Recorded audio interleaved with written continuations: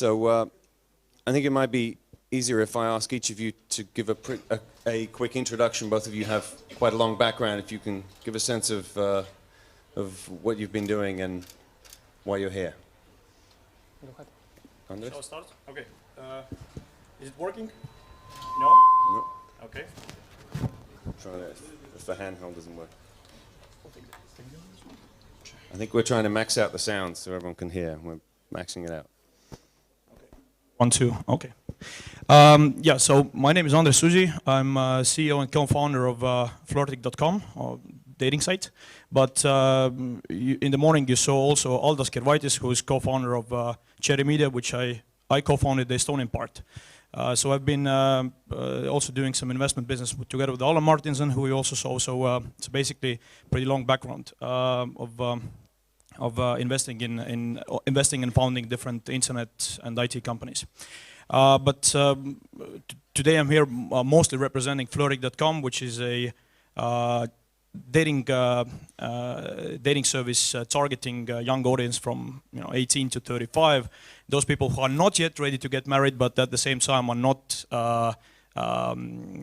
not satisfied with this kind of low quality experience of hookup dating sites.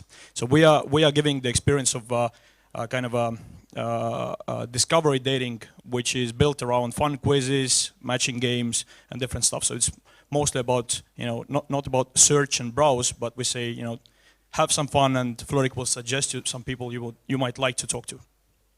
Okay, Vitaly. Hello everyone. I'm Vitaly Rubstein, co-founder and the CEO of the Forticon Group, ex-CEO of the Forticon Group. This group owned and managed Odnoklassniki, Nasha Klassa, and 1.lv and 1.lt, probably the famous social networks. We exited in 2010, and now all those assets except for Nasha Klassa belonged to Mail.ru Group.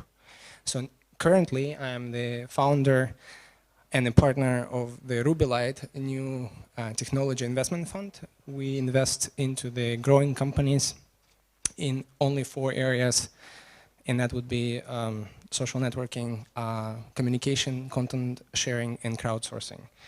We also invest only into B2C businesses, and the difference about us is that we develop our own proprietary technology, which we invest together with the money to help companies to scale to millions and millions of users. Okay, so starting with you, Andres. The first question is are the Baltic States a good launchpad for the Russian market? Are they? And if so, why? And if not, why not?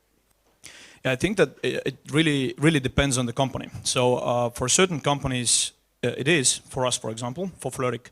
But for certain companies, I don't think that it's that good. I mean, if you take some of the previous panelists, obviously, if most of your target kind of audience or potential clients are situated in East Coast, then it's really not good to be situated in Baltics. But for us, I mean, dating market is a universal market. I mean, everyone in the audience is basically a potential client of ours. So for us, it was a good launchpad because Russian market is large, 60 million, 50, 60 million internet users. Plus you add some other Russian-speaking markets on top of that, and it was a good kind of start pad for us because we could target nearby countries or nearby markets, and we were able to do it more cheaply than we would do it on Western markets because it's not a surprise that the markets in online dating space and social network space are pretty much different. Western countries are usually dominated by subscription-based services like paid sites. You need to pay 50 or 60 bucks per month in order to be able to use online dating.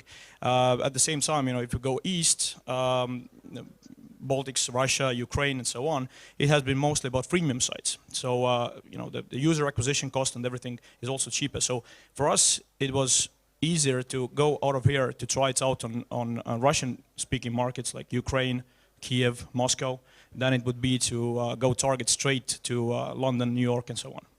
But if you have a disruptive solution, why not go to the biggest market, say the US, and are you not worried that someone else is going to do the flirting of the US and beat you to that market?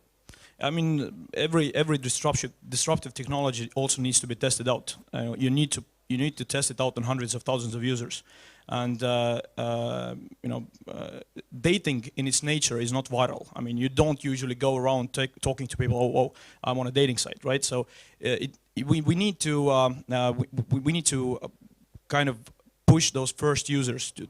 We need to buy these first users, right? So that's why we need money to test it out anyway. Would it be London? Would it be whatever the market is? And one of the reasons why we did that was A, it is cheaper, and B, I've been personally living in Moscow for 10 years, so it's easier to kind of use those contacts and talk to people, knowing the language and so on. So it's just a little bit. And plus, of course, one more important thing: Western markets in our industry are more fragmented, and there's more competition. In Russia, there's one dominating player covering something like 70% of the market, which is Mamba. So it's maybe easier to go against one large competitor than the hordes of many competitors. Okay, Vitaly. I think that the Russian market is actually probably the most difficult market to get in, from my perspective. The reason why we ended up being in the Russian market is the reason basically people talked before in the panels, saying that it's really hard for a small startup from Latvia to think global. So we also thought very local. So when we, in 2003, went into the social networking and were successful in Latvia, and then we were successful in Lithuania, we were not ambitious enough to actually go global. Plus, there were some competitors already at that time, but still, we were not even in our heads thinking, I mean, we should go global. So we went to the neighboring market, and that's the biggest thing. It's the biggest mistake sometimes. Sometimes it could be a blessing too, but that's why we went to Russia. But in reality, it was very, very difficult to get in. You said about Bamba, but there's also Mail.ru, there's Yandex. Today it's called Mail.ru Group. I mean, there's a lot of consolidation in the market. There's not that much opportunity, and you have a huge risk of being copied immediately or being basically competed against immediately when you go to the Russian market. And on top of that, you should add all the Russian sort of realities of doing business and not perfect infrastructure, huge logistical nightmare. Bureaucracies and all kinds of other things. So basically, but also just a huge consolidation, a lot of power in a few players. Okay, but in terms of basing a company, Vitaly, is the Baltic States a good place to go to the market? Why not just move to Moscow or St. Petersburg? Actually, it is a very good place, and the fact is that even today, Ilya just talked about Odnoklassniki. Even today, there's a huge number of developers for Odnoklassniki still based in Latvia. And we believe that for us, it also was a blessing because many people were familiar enough with the Russian culture. They spoke Russian. And also, they're very good quality European level developers for a very reasonable price. So we were able to assemble one of the best technical team probably in the whole Europe. And if you look at what was accomplished, there's only a few companies in the world who could do the same. So basically, it was a big blessing for us. It was cheaper, it was much better quality, and it was away from all the political influence of Russian government at the same time. Okay, so what can Baltic startups do to be more successful if they choose, like you have, Russia as one of their key markets? I actually don't think that there's anything very special you can do. I mean, each market needs its own addressing. I mean, you need to do things that you need to do on any of the markets. What you can do more successfully is probably, it mostly concerns Estonia and Latvia. So we have actually, as Vitaly pointed out rightly, I mean, we have Russian-speaking talent here. And if you start doing business and trying to, let's say, address a large enough market, which is a Russian-speaking market, then what you can do is you can kind of feel the customer feedback instantly. So if you start doing the kind of service in Russian language, each of your developers or each of the marketing people, customer support, and if all of them speak Russian, they can feel instantly what the users are telling. I mean, so if you want to do that, you try find the best talent with the local language, and it's easier to do that in Estonia, having all people in the same office than trying to start looking for people in Moscow, St. Petersburg, and everyone else. So it's easier to just find these people there. But what we can do differently or better, I mean, the political situation is as it is. I mean, for internet startups, we mostly are under the radar anyway. Maybe Adna Classic is not, I don't know, big enough not to be on the radar. But for the most of the internet startups, we are under the radar anyway. So internet business is pretty loyal and pretty unregulated if you don't do piracy or if you're not a kind of market dominating social network.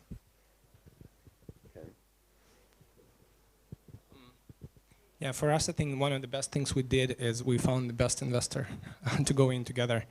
I think if you want to do a big business in Russia, you need the best local investor possible. And at that time, we found DST, which today is a very big, very like one of the best investors in the world. But at that time, they were the owners of Mail.ru. And for us, we're thinking that if we are going to go and compete against Mail.ru, we better have the same investors and as a hedge strategy. And so I think that that turned out to be the best decision we ever made.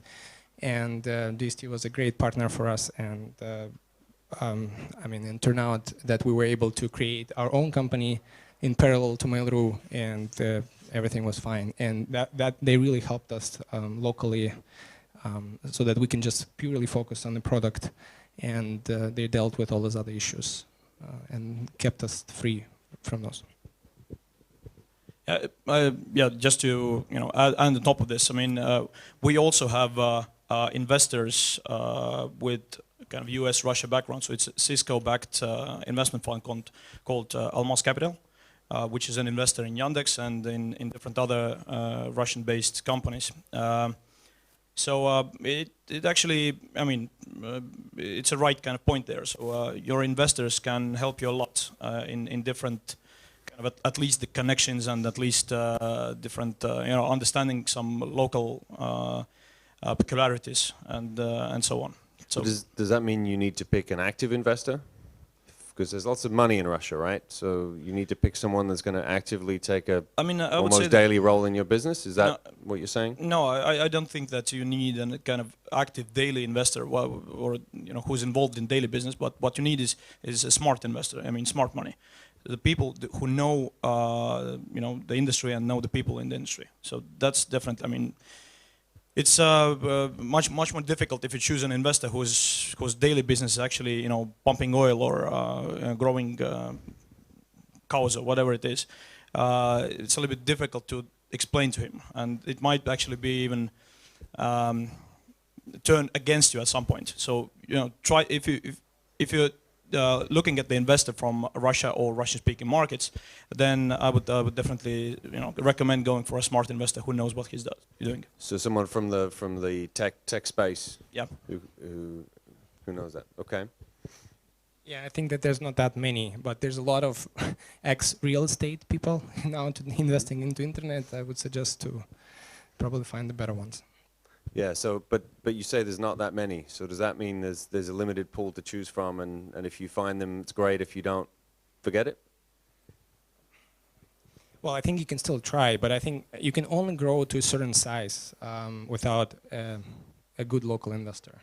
I mean, at a certain level, you start to have certain kind of problems which you need help with. I mean, I'm not talking about political or anything, but anyway, Russia is a very peculiar place, and it's a very special place. So you need somebody local on the ground. If you're going from the Baltics, you need somebody local who can actually help you, and somebody who can also help you, I mean, to just overcome that syndrome of a small local market kind of a player, and who can actually encourage you to grow faster and bigger and think global and those kind of things. But yeah, we were fortunate to have the best investors along the way, but I mean, you can probably find many today which are also very good. Okay, so I'd like to open the floor for questions. I'm going to walk with Mike. So who has questions? Must be some. Someone's got to put their hand up.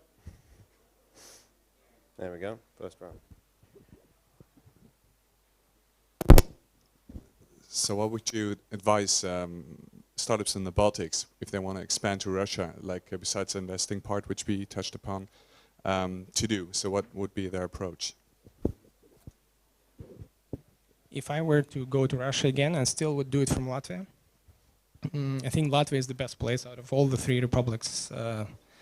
And it has more Russian-speaking people. And I think that we spoke about this. It's not just the language itself. It's like you want your developers, you want your team to be using your service. So it's the relevance to your team, which is also very important. Otherwise, it's very hard to develop it sort of somewhere in the cloud for somebody out there.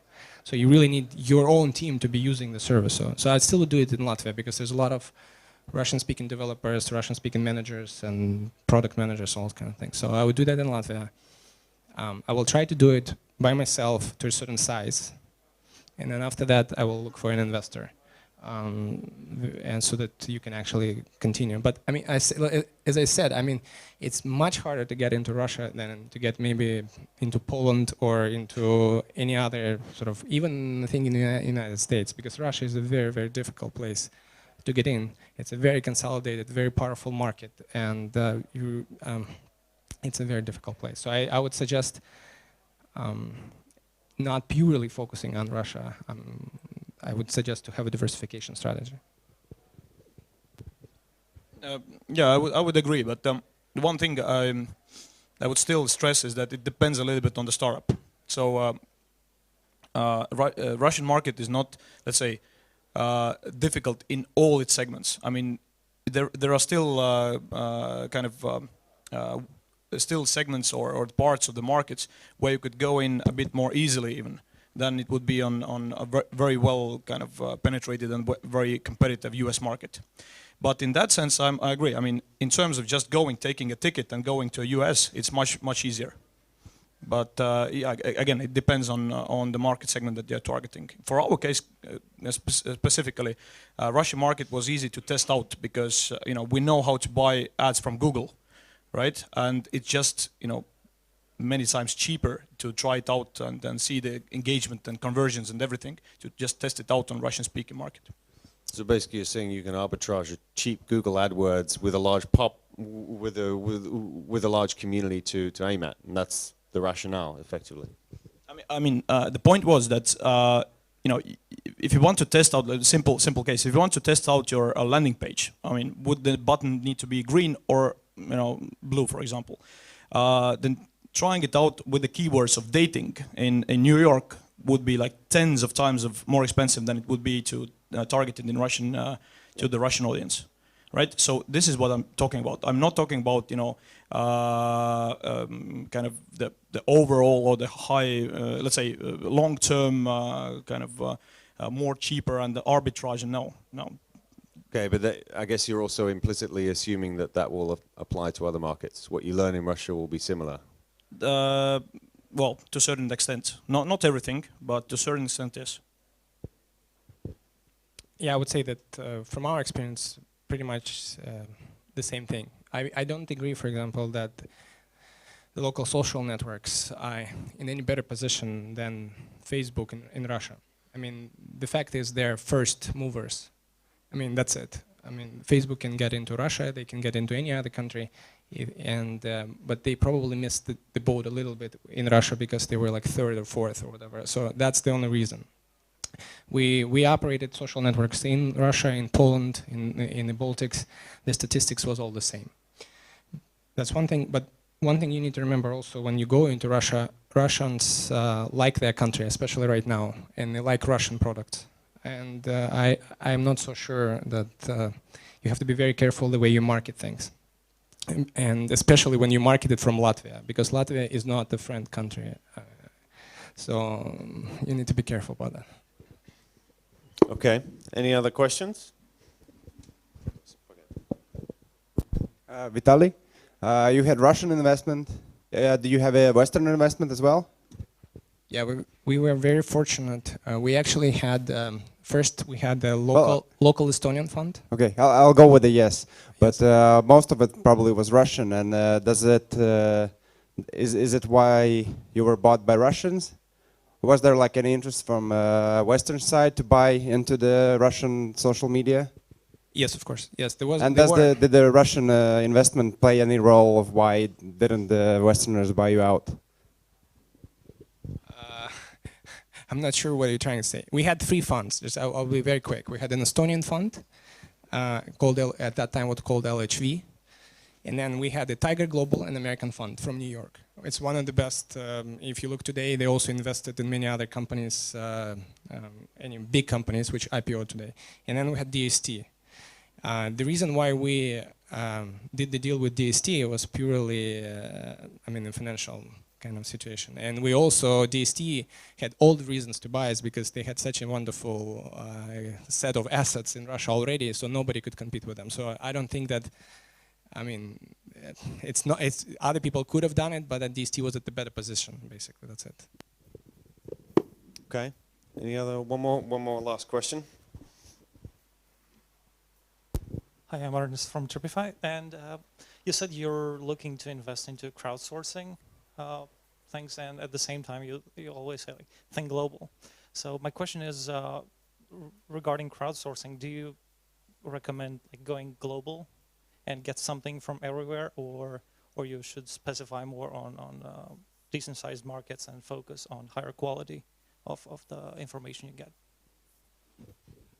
It really depends what you're trying to do with crowdsourcing, but it works as little as 5,000 users, for example. We saw projects with only 5,000 users, which actually were able to accomplish a lot with the crowdsourcing model. But you can look at the Wikipedia, which is the largest probably is crowdsourcing, and then you need different languages there. So it's hard to answer, but I think that depending on what you do, you can actually do it just out of Latvia, actually, because even in Latvia, there's enough users to do a tremendous amount of work for you. So you need to have just a very creative idea in crowdsourcing. I've got a quick question, guys. Obviously, there's a massive political change going on in Russia at the moment. It's quite interesting to watch from an outside point of view.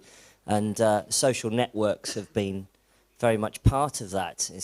I was in Moscow a couple of months ago, and somebody was saying that the person who actually created the environment for people to protest online was actually Putin himself, because he decided to ignore the internet a few years ago, much probably to his regret now, I think. Do you think that there's, obviously that's a political thing, but do you think there's an interesting situation developing over the next couple of years that means that the Russian market will be more open to new companies, new interactions? Is it going to get easier, do you think, there, or do you think it's going to get harder?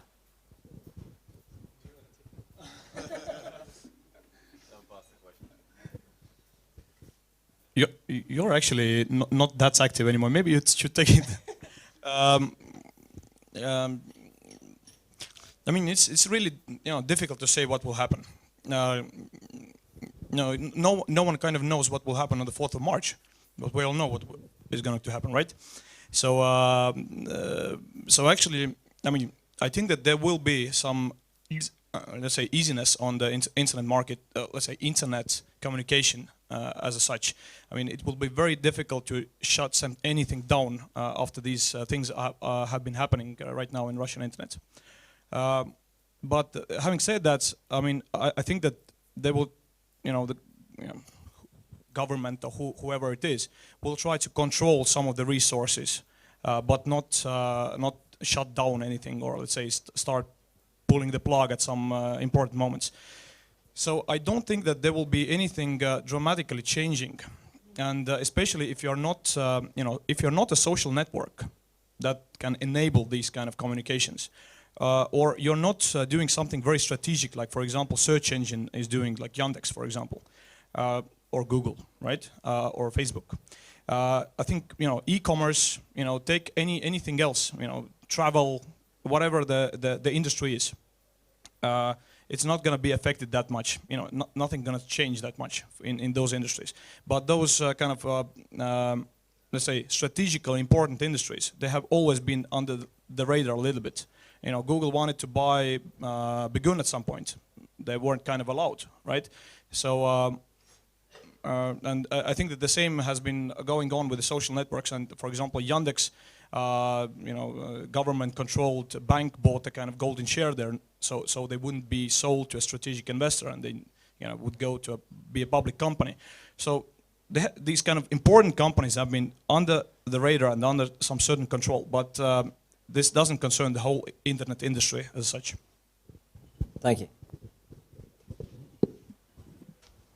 Okay. So I'd like to thank you. I think we're ready for the coffee break now. Thanks very much for coming.